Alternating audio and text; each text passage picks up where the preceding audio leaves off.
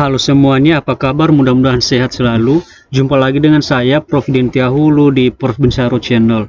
Di video kali ini, teman-teman, kita kembali membahas tentang bagaimanakah jika seandainya ada pelamar P3K Tenaga Kesehatan yang sudah dinyatakan lolos tapi mengundurkan diri. Siapakah kira-kira yang lebih tepat mengisi formasi kosong tersebut? Mari simak terus video berikut dan temukan jawabannya di sini. Namun sebelumnya jangan lupa like, subscribe dan nyalakan loncengnya karena itu semua adalah gratis dan gak berbayar.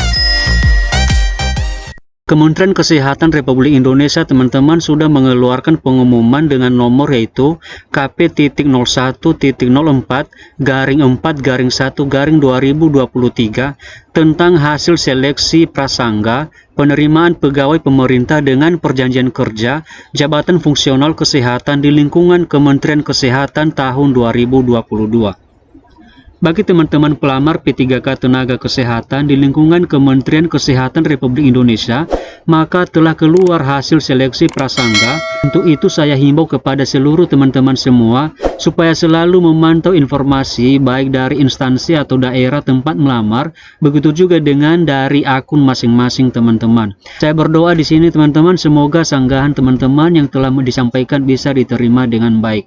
Nah, sebelum kita masuk pada topik atau pembahasan kita mengenai siapa yang akan mengisi formasi kosong jika seandainya ada pelamar yang mengundurkan diri, maka terlebih dahulu saya rasa perlu kita ketahui tentang kriteria pelamar yang bisa dinyatakan lolos pada seleksi penerimaan P3K Tenaga Kesehatan dan berhak melakukan pengisian DRH, yaitu sebagai berikut.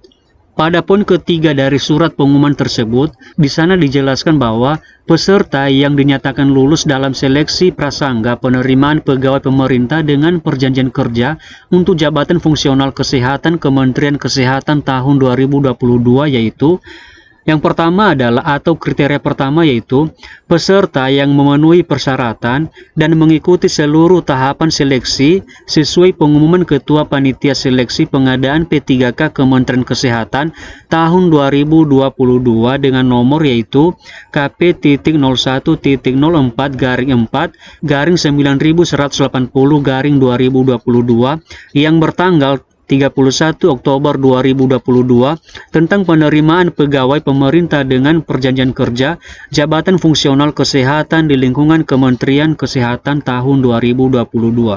Artinya di sini teman-teman bahwa pelamar yang bisa dinyatakan lolos itu hanya pelamar yang telah memenuhi persyaratan dan mengikuti seluruh tahapan seleksi, mulai dari seleksi administrasi sampai pada seleksi kompetensi yang telah diikuti oleh teman-teman pada beberapa bulan yang lalu.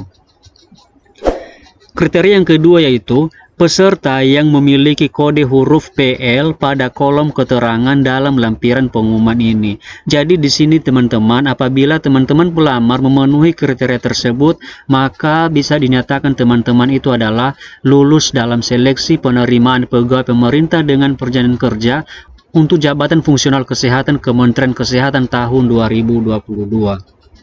Lalu bagaimana juga teman-teman dengan kasus jika seandainya ada peserta yang mengundurkan diri, kira-kira siapa yang akan mengisi formasi kosong tersebut?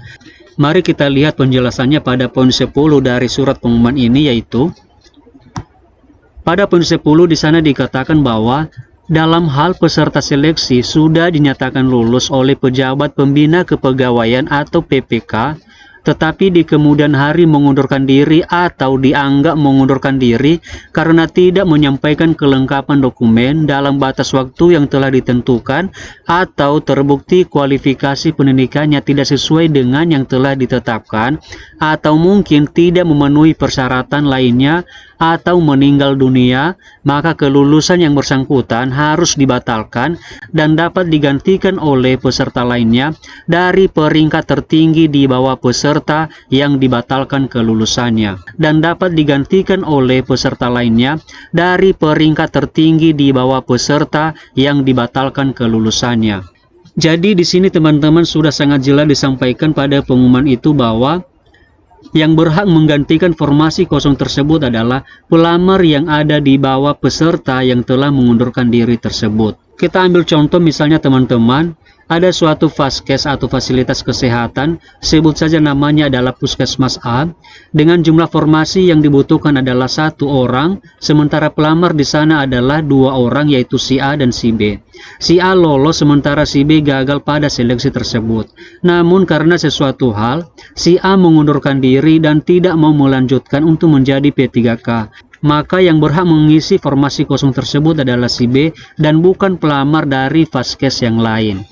Di sini juga teman-teman perlu saya sampaikan apa alasan teman-teman tersebut atau pelamar tersebut dinyatakan mengundurkan diri atau dianggap mengundurkan diri. Yang pertama itu adalah jika seandainya kelengkapan dokumen tidak disampaikan dalam batas waktu yang telah ditentukan. Jadi di sini nanti teman-teman yang telah dinyatakan lolos seleksi maka akan diteruskan dengan tahap berikutnya, yaitu tahap pemberkasan, mulai dari dokumen-dokumen yang harus disiapkan dan kemudian dikirimkan.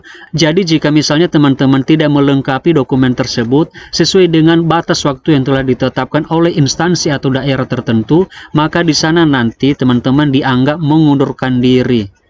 Sehingga nanti posisi teman-teman di sana digantikan oleh pelamar yang ada di bawahnya. Kemudian alasan yang kedua mungkin kualifikasi pendidikannya tidak sesuai dengan yang telah ditetapkan. Jadi di sini teman-teman sangat berpengaruh kualifikasi ketika teman-teman dulu melakukan registrasi. Jika seandainya jabatan yang teman-teman lamar itu tidak sesuai dengan kualifikasi pendidikan atau tidak sesuai dengan jurusan yang dimiliki oleh teman-teman semua, maka nanti akan dianggap mengundurkan diri oleh pejabat pembina kepegawaian atau PPK. Kemudian alasan yang ketiga itu mungkin tidak memenuhi persyaratan lainnya. Jadi persyaratan lainnya di sini adalah teman-teman itu nanti sesuai dengan persyaratan yang dikeluarkan oleh instansi atau daerah tempat di mana teman-teman itu melamar. Dan alasan berikutnya itu mungkin pelamar atau peserta yang telah dinyatakan lulus itu meninggal dunia.